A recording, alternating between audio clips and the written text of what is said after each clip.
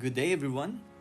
This is from the Educational Engineering team. Today, we will be discussing on strategic business goal setting and planning. So, let's do this. Today's class will be a lot more hands-on, so make sure you have a pen and paper or open up a new Google Doc or whatever you want to use to establish your strategy for this year. It's also a good idea if you have any form of bookkeeping software for your business or a business account or at least any way of keeping financial records for your business, if you can log in right now to access that. Now, if you don't have that, no worries at all. You will be just fine. For example, if you're just starting out your business, you don't have any sort of records yet because your business is brand new, that's totally fine. We'll talk about that situation as well. Now, let's get started with a few definitions and then we'll go into the specifics. Do you think that our conversation on these objectives and resolutions and projects and all of that will benefit from this? As a result, we'll begin with a discussion of what constitutes a goal. Now, according to the Oxford English Dictionary, a goal is a desired outcome. A goal setting gives us direction by providing us with an objective that we are striving forward. So, in simpler terms, we set a goal so that we have a target to hit. We have a target that we are aiming at, and it tells us what direction we are headed. Then, the next definition here is project. Now, a project is a task that is done by one person or with the help of others to reach a specific goal. This means that the project is more about how we will go about getting to our goal. Something that makes a project that it has a lot of steps. If your to-do list says to buy dish soap or a new camera, that doesn't mean it's a project, right? You don't have to do a project if it says write blog post. But it could be a lot. Everything can be broken down into many steps. When you're planning out your year, we're going to focus on big picture projects that will help you reach your big picture goals for the year. Something else that makes projects unique is that they are practical work that can be done again and again. As an example, maybe you want to write a book and your goal is to become a New York Times best-selling author or sell a certain number of copies. Those aren't things that you can do 100% of the time. You could do all the right things, but there is still a chance that things could go wrong. And it also depends on what other people do and how people see your work. To a large extent, you can control if you write the book, send it to a publisher to try and get it published, or self-publish the book. You can also control how well the book does. So those are projects where you can do certain things and get a certain result. And that's what I mean. So basically, projects require multiple action steps, practical work, predictable outcome. The next definition is resolutions. According to Oxford, resolution is a firm decision to do or not do something. Now, people make New Year's resolutions all the time. They might say, I'm going to run a marathon this year. I'm willing to write a book. I'm not going to eat another carb. I'm going to lose 10 pounds. I'm not going to drink all kinds of different things. Now, that's not really what a resolution is. Though, it's just a strong decision about whether to do something or not. So when we talk about goals, resolutions, and projects, the resolution is more about you. You decide that you're going to do that project or work on that goal, and you're going to do it. You might also make resolutions like, I'm going to do this, or I'm not going to do that. Then, those could and could not be linked to specific goals. Then, if you want to be most successful at achieving your goals, then you should make sure that your goal is tied to a project, not just a resolution. This is because it's very hard to achieve your goal if you don't know how. Okay, then one more definition for you is vision. So, vision is the ability to think about or plan the future with imagination or wisdom. So, here's another way to think about your vision. In other words, having a vision means being able to think about or plan for the future with imagination or even wisdom. So it's easy to set goals that aren't very important, but your goals will be much more important both in the short term and the long term. Short term meaningful means that you'll be more likely to work on them. Long-term meaningful means that they'll be more meaningful if they're backed by a vision of where you want your life to go, what you want your life to look like, what your business will look like, and how your health will look at some point in the future. And so, you're working on short-term goals and projects so that you can one day make that vision a real thing. In other words, you're working towards these shorter-term goals, you're working on these shorter-term projects so that eventually you turn that vision into reality. So, a question now, what's your vision for 2022?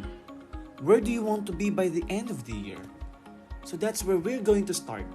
We're going to start at the biggest picture. And I know that this may be vague. You might feel like you don't know where to start with this, but here's the key to getting results from today's workshop. Now, I want you to write down something even if you're not sure that you're writing down is the right thing. Even if you're not sure of the answer, I just want you to write down something because writing down something will get you started on this. As soon as you start working on something, you'll be much more likely to keep working on it later today or tomorrow, or even over the weekend. You can then work on improving or fleshing it out. Unless you start right away, then you're probably going to leave today's lesson and think, oh, that was a good topic. I should probably do those exercises you talked about. And then you'll never get around to do them at all.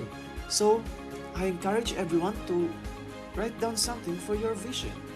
Like, by the end of the year, what do you want your life to look like? What do you want your business to look like? For this, you might think about things like, or do you want to be working the same number of hours you're currently working or a different number? What do you want to be focused on in your business? What do you want the task you're doing to include? What do you want most of the work you're doing to be? Who do you want to be working with? Where do you want? How do you want your work in life to be balanced? Is work your top priority this year? Or is there something else that is your top priority?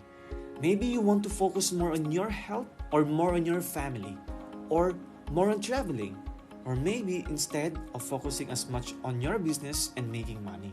Maybe you want to think about how you spend your money or how you want to invest it or how you will save it. Make a few bullet points right now. It's your life. What do you want it to look like? In 2022, how would you like your business to look? Now, a minute will do.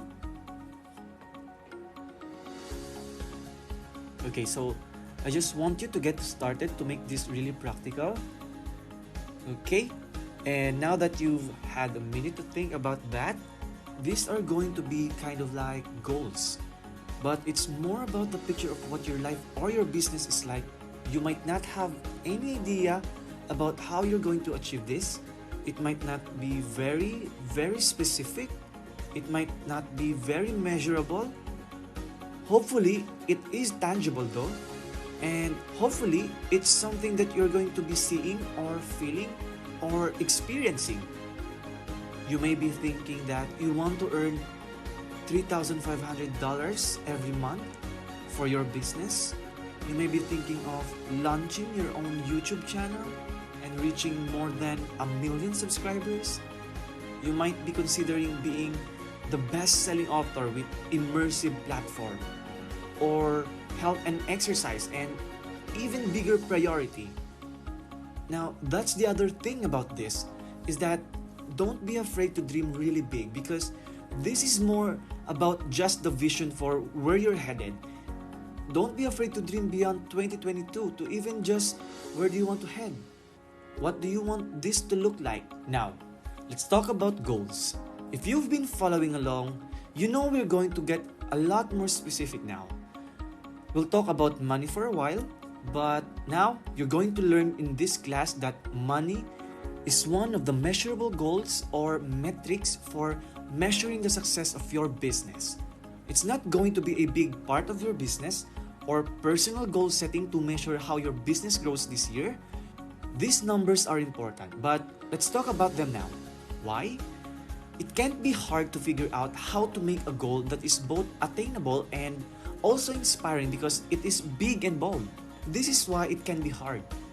During the first few years that I was running my business, I would think, okay, I should set a revenue goal. I want to set a revenue goal.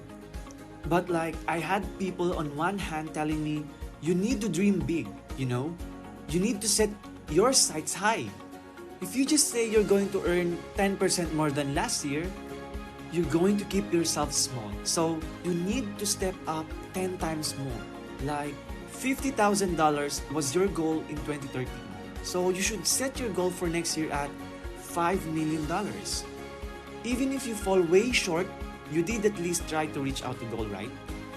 Now that's good because at least you tried to reach that high goal so that shoot for the moon and land among the stars. So on the other hand, there were people who were very practical and thought that a 4% increase in profit each year is good for them because last year you were 50,000 and added 4%. This year, you should try to reach 52,000. And that felt good to me. But somehow, it also seemed dull and not very interesting. So let's talk about how you can set goals that are just high for you. For today's course outline on strategic business goal setting and planning, we'll be giving you a short introduction and then we'll proceed to the specifics like the math-based goals versus desire-based goals. Then right after that, we'll discuss on the right goals for each stage of business growth. And then, we'll tackle on the revenue and its relevance. And lastly, we'll proceed on discussing the business growth stages.